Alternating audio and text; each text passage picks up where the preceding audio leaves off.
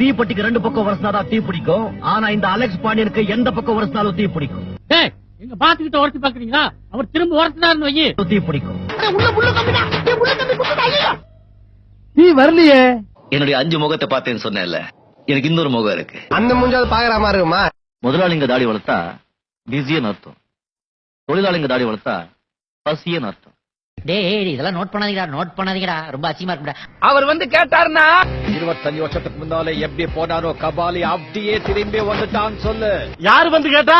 அட யாரும் கேட்க மாட்டாங்கடா, நீயா எவனையாவது கூப்பிட்டு சொல்லு.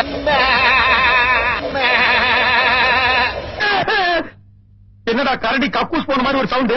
இன்னொருத்தருடைய பொண்ணு மேலயும் சொத்து மேலயும் கண்ணு வைக்காத. மர்க்கா மர்க்கா சொல்லு. இன்னொருத்தருடைய பொண்ணு மேலயும் சொத்து மேலயும் கண்ணு வைக்காத. இல்ல நீ யார்?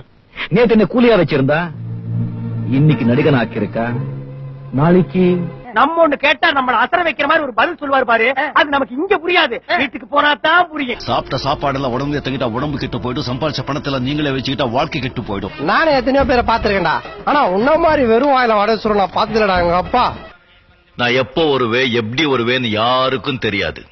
ஆனா வர வேண்டிய நேரத்துல கரெக்டா வருவேன். ஒருத்தனை ஏமாத்தணும்னா அவன் ஆசையை தூண்டணும்.